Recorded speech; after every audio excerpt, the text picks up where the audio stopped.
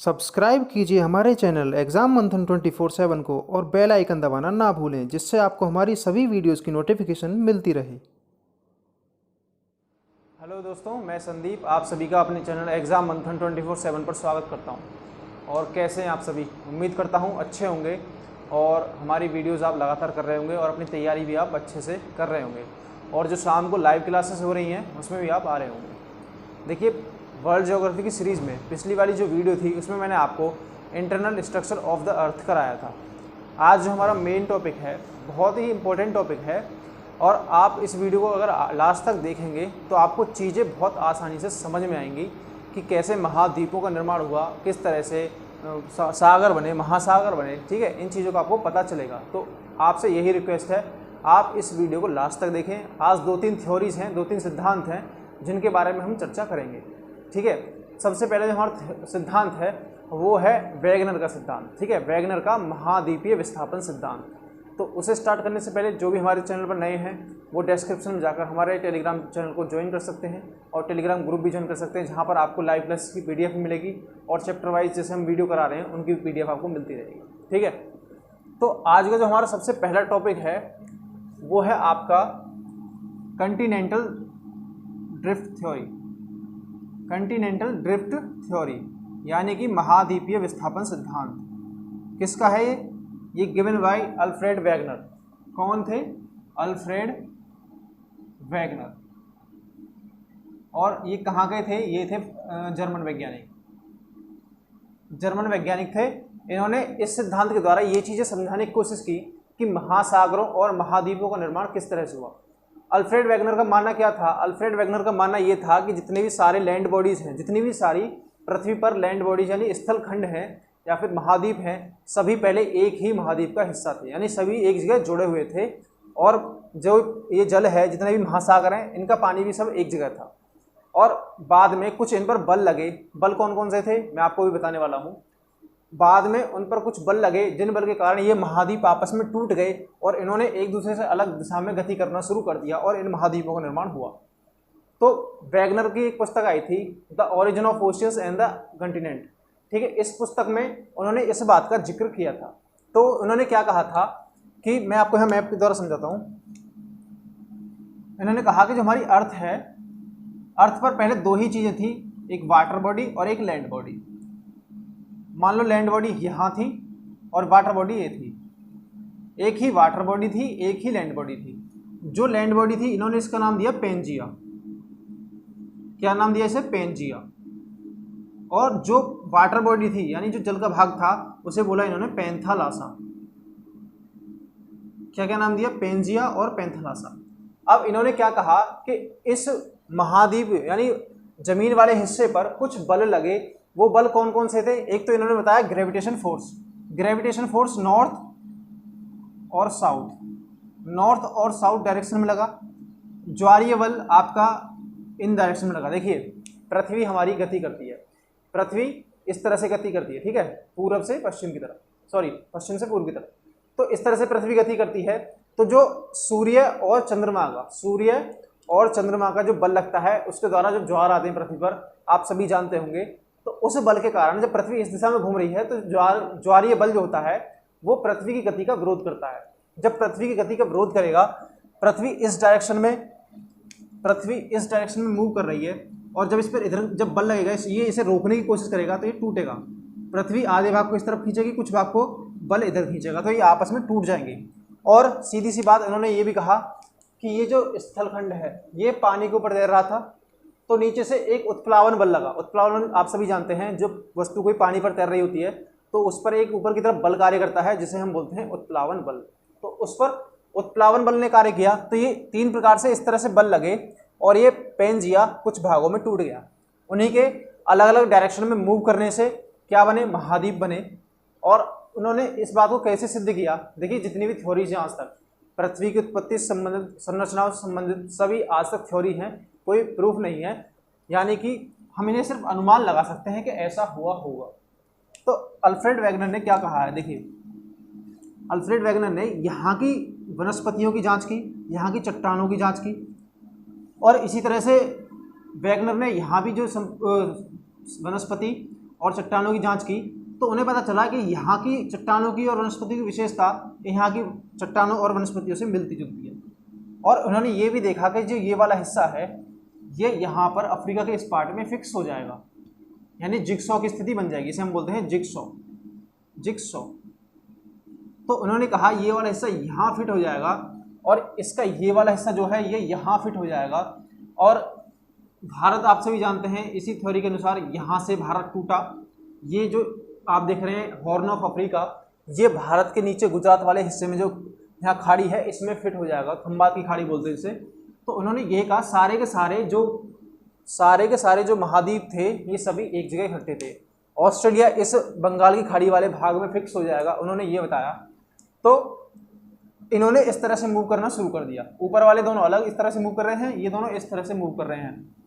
इसी कारण यहाँ पर अटलांटिक महासागर का निर्माण हुआ और प्रशांत महासागर की चौड़ाई घट रही है। देखिए अगर ये प्लेट इस तरफ मूव करेगी और ये प्लेट इस तरफ मूव कर रही है तो इसकी जो चौड़ाई है वो कम होगी।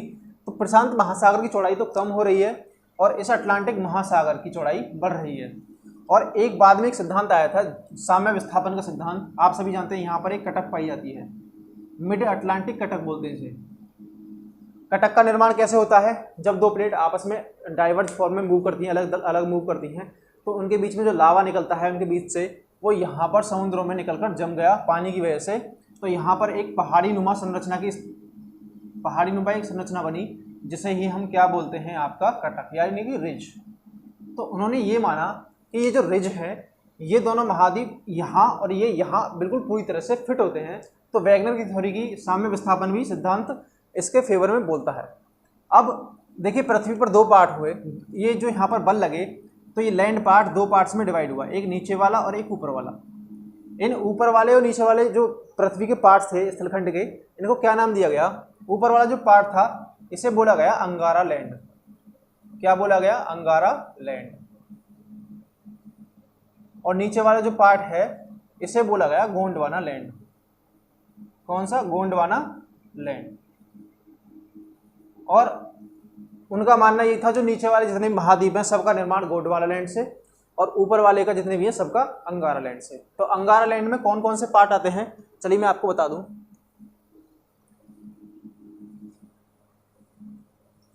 देखिए अंगारा लैंड में कौन कौन से आएंगे। देखिए आपका एक तो नॉर्थ अमेरिका आ जाएगा ऊपर की तरफ, उधर कौन सा पार्ट है यहाँ पर? यूरोप। आपका यूरोप आ गया। उधर से आपका एशिया आ गया, ये सारा पार्ट एशिया वाला। और आपका गोंडवाना लैंड में कौन कौन से आएंगे? गोंडवाना लैंड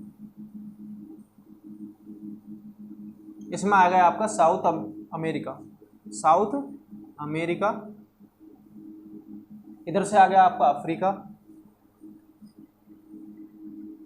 अफ्रीका के बाद आपका आ गया यहाँ पर इंडिया भी इसी का पार्ट था, क्योंकि ये जो इंडिया वाला पार्ट है वो यहाँ से अलग होकर मूव किया था। इधर इंडिया आ गया।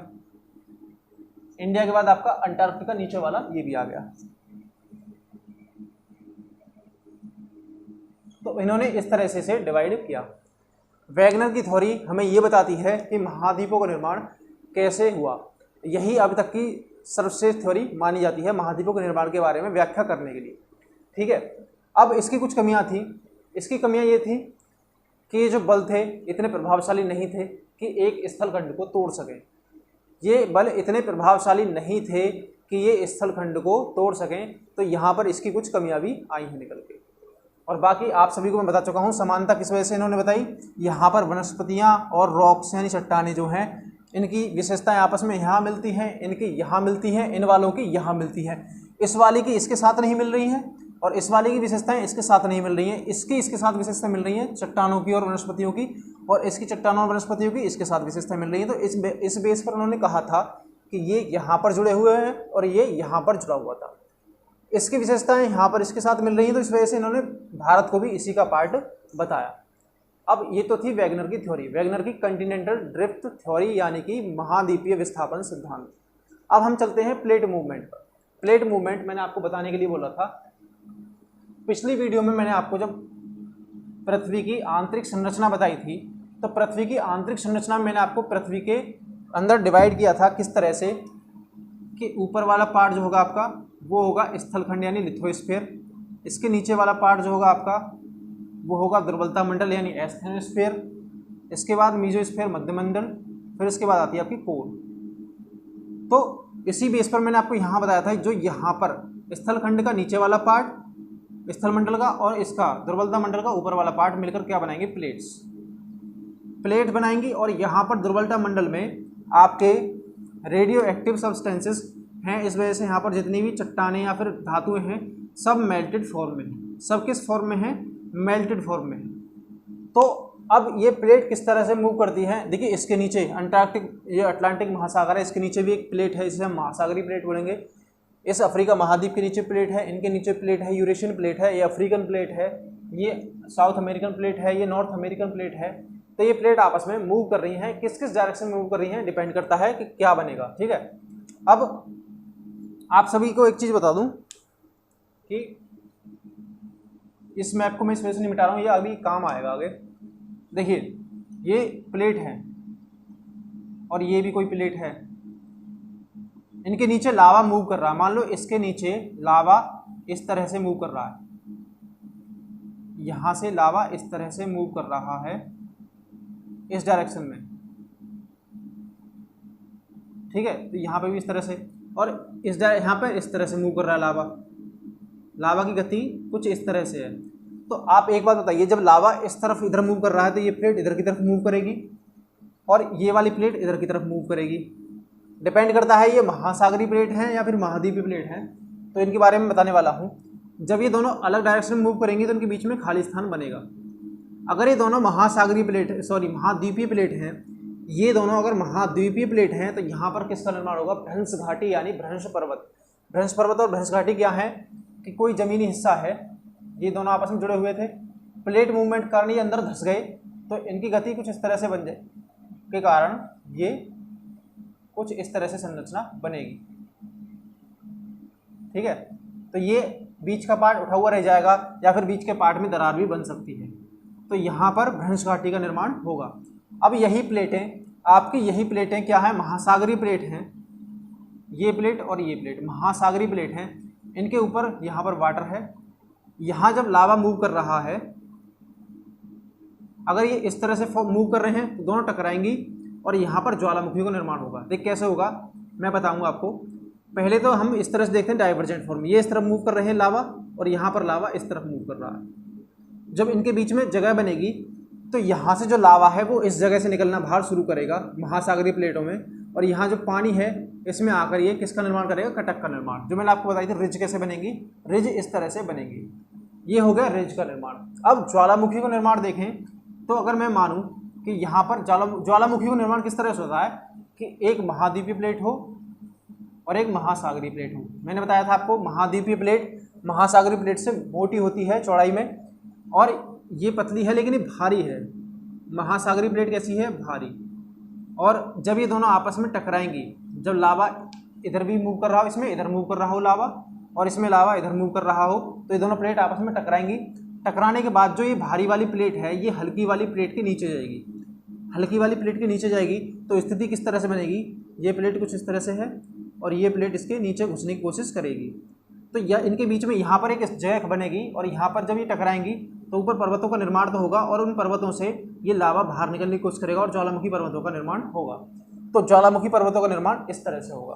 तो इसी वजह से जो आपका प्रशांत महासागर है, प्रशांत महासागर में ये यूरेशियन प्लेट इस तरफ मूव कर रही है, इंडो ऑस्ट्रेलियन प्लेट जहाँ पर इंडिया और ऑस्ट्रेलिया जिस प्लेट पर वो इस तरफ मूव कर रही है, नॉर्थ साउथ अमेरिकन प्लेट इस तरफ मूव कर रही है, नॉर्थ अमेरिकन प्लेट इस तरफ मूव कर रही है।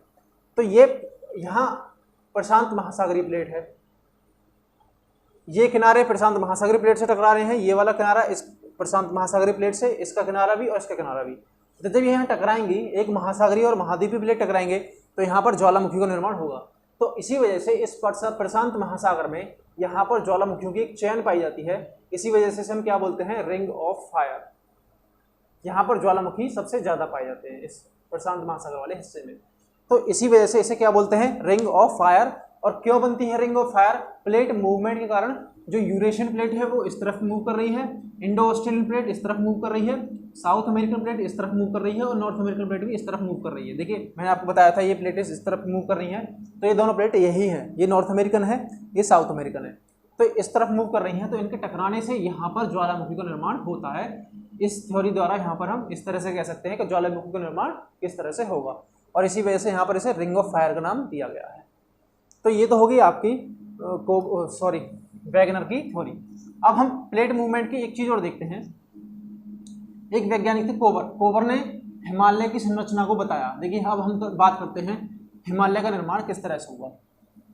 अगर दो महासागरीय प्लेट, देखिए मैंने आपको महासागरीय प्लेटों को बता दिया, महाद्वीपीय प्लेटों को बता दिया, लेकिन जब अगर महाद्वीपीय प्लेट एक तरफ मूव कर रही है, ये कोई महाद्वीपीय प्लेट है और ये भी कोई महाद्वीपीय प्लेट है, ये इधर मूव करी, इसने भी इधर मूव किया, जब ये दोनों टकराएंगी तो इनके जब टकराने से यहाँ पर जो अवसाद होंगे, जितने भी अवसाद होंगे वो ऊपर उठना शुरू कर देंगे। यहाँ पर जब ये दोनों प्लेट टकराएंगी तो यहाँ के अवसाद ऊपर उठेंगे और यहाँ पर एक पर्वत के निर्माण में सहायता करेंगे। तो यहाँ पर जो पर्वत बनेंगे इन्हें बोलेंगे हम फोल्डेड माउंटेन। फोल्डेड माउंटेन किन दो प्लेटों के टकराने से बन रहे हैं? वो है आपकी महाद्वीपीय और महाद्वीपीय प्लेट। ज्वालामुखी पर्वतों का निर्माण एक महाद्वीपीय प्लेट और एक महासागरीय प्लेट के टकराने से। भ्रंश पर्वतों का निर्माण दो महाद्वीपीय प्लेटों के अलग होने से। दोनों अलग होंगे तो भ्रंश पर्वतों का निर्माण होगा।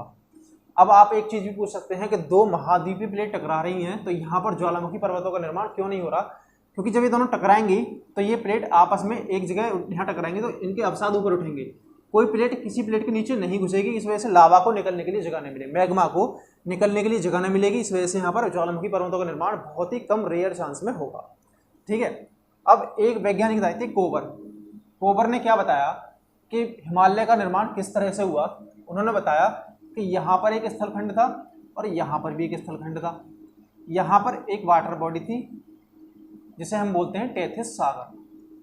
टेथिस सागर ये था। अब मैं इसे इस तरह से बनाता हूँ। मान लीजिए टेथिस सागर है ये बीच वाला, ये कोई लैंड बॉडी है और ये भी लैंड बॉडी है। यहाँ से नदियाँ अपना जल इसमें गिरा रही थी तो अपने साथ में अवसाद भी लेकर आ रहे थे। अवसाद यहाँ पर अवसादों ने इकट्ठा होना शुरू किया। यहाँ पर अवसाद इकट्ठे हुए और जब ये अवसाद इकट्ठे होंगे तो इन्होंने प्रेशर लगाया नीचे की तरफ। जब यहाँ पर चीज़ें इकट्ठी होंगी तो यहाँ वेट भी बढ़ेगा, वेट बढ़ेगा तो ये प्रेशर नीचे की तरफ लगाएंगे, दाब लगाएंगे। इसके दाब लगाने से कुछ इस तरह से देखिए, ये दो लैंड एरियाज़ हैं, बीच में टेथिस सागर है। जब नीचे प्रेशर लगेगा तो ये दोनों आकर इस तरह से भिड़ेंगे, ये इस तरह से भिड़ेंगे। तो जब ये दोनों इस तरह से यहाँ भिड़े आकर तो इसके जो अवसाद थे इन्होंने ऊपर उठना शुरू कर दिया। जब यहाँ से इसी तरह से भिंचेंगे ये तो ये अवसाद ऊपर की तरफ उठेंगे और यहाँ पर इस हिमालय पर्वत के निर्माण की व्याख्या कोवर ने की कि यहाँ पर कैसे बना हिमालय, टेथिस सागर में अवसादों के जमाव से। और जब ये यहाँ पर इनका वेट बढ़ा तो इसने नीचे की तरफ प्रेशर लगाया तो ये दोनों कोने आपस में आकर मिले। जब ये प्रेशर लगेगा तो ये दोनों आपस में मिलेंगे और इसकी वजह से अवसाद ऊपर उठे और यहाँ पर हिमालय का निर्माण हुआ। तो ये था आपका कोवर का भूसंनिधि सिद्धांत यानी जियोसिंक्लाइन थ्योरी ऑफ कोवर। तो हमने क्या क्या पढ़ा आज? अल्फ्रेड वैगनर की प्लेट महाद्वीपीय विस्थापन सिद्धांत और उसके बाद हमने पढ़ा इसका कोवर का भूसंनिधि सिद्धांत। उम्मीद करता हूँ आपको ये चीज़ समझ में आई होगी। अगर अच्छी लगी है तो कमेंट में बताएं, वीडियो को लाइक भी करें और शेयर भी करें जो ये और स्टूडेंट्स तक भी पहुँच सके। मिलते हैं आपसे अगली वीडियो में, तब तक के लिए बाय एंड थैंक यू।